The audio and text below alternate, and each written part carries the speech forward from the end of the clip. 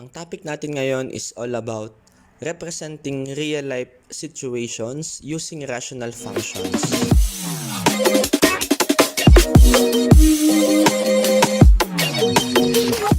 Bago tayo magsimula, do not forget to like and subscribe to my channel.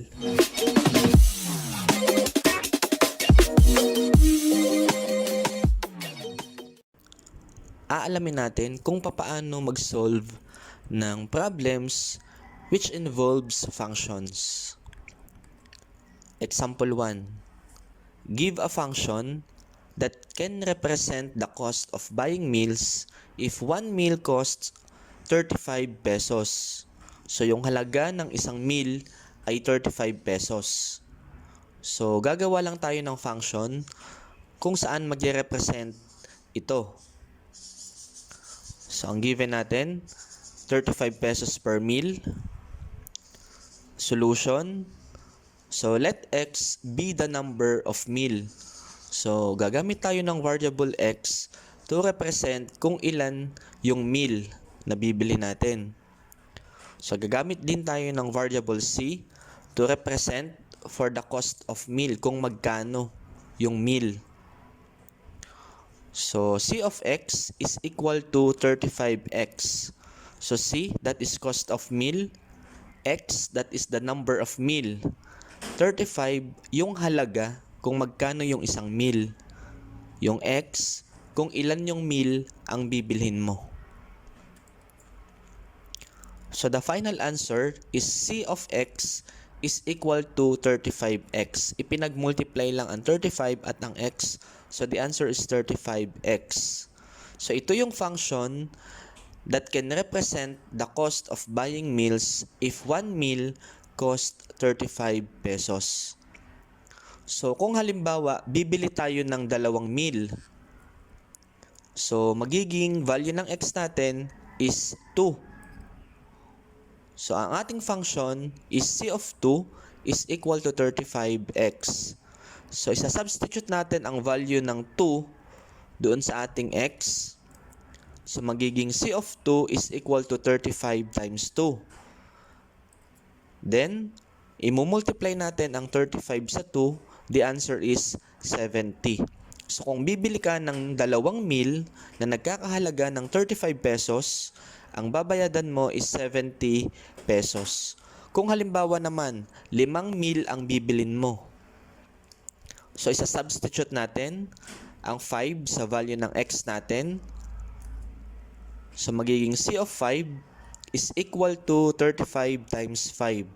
At ang 35 times 5 is 175.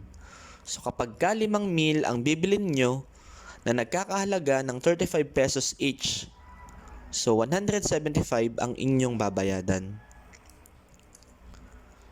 Next example. The area of a rectangular parking lot is 420 square meters. The length of the parking lot is 1 less than thrice its width. So, ang tanong, what are the dimensions of the parking lot?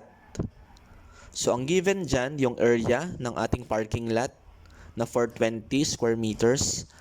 At ang length daw ng parking lot is 1 less than thrice its width.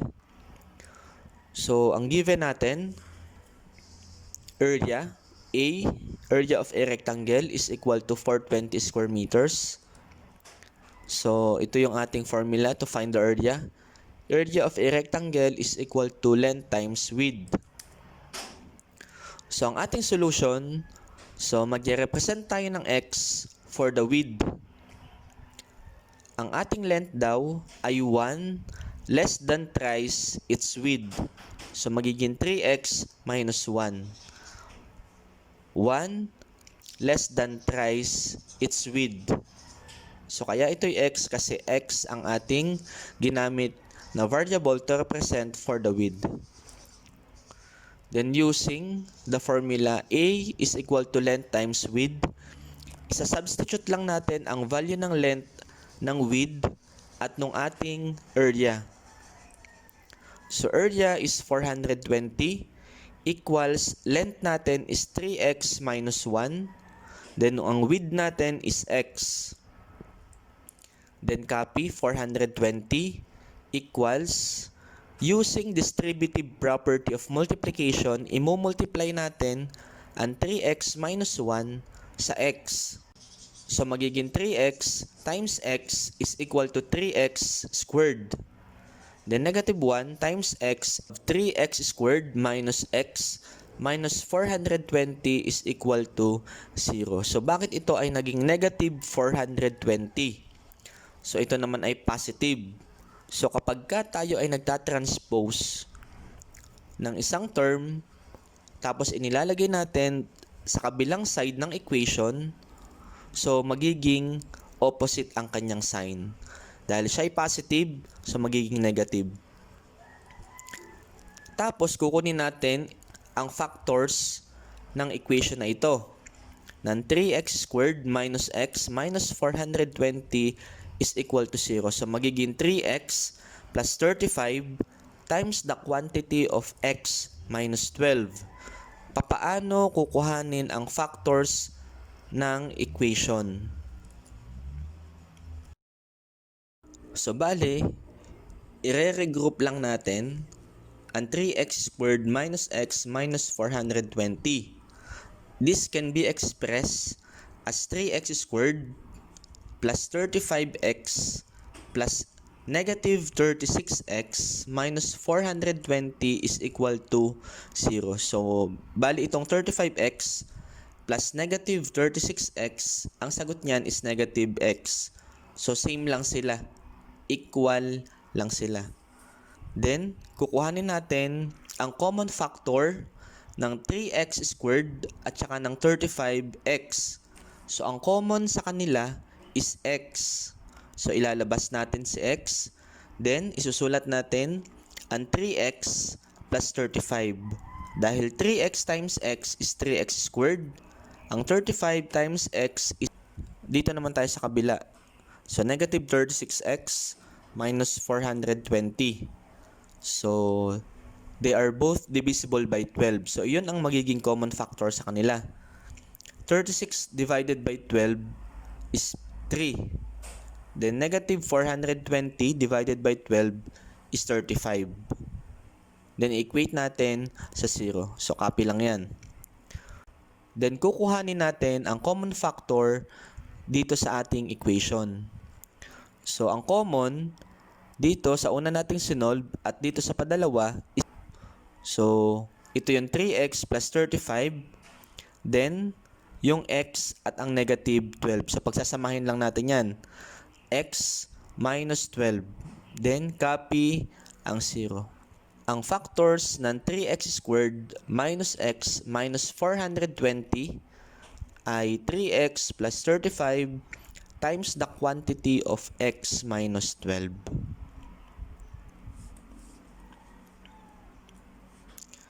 Then, equate natin ang dalawang factors sa 0. So, magiging 3x plus 35 is equal to 0. At ang isa naman ay x minus 12 is equal to 0. Then, i-compute muna natin ito.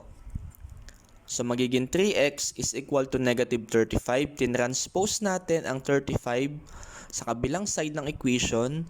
Then, change the sign. Kaya siya naging negative. To isolate o para mabukod ang x, ang variable na x, i-divide natin both sides of the equation by positive 3.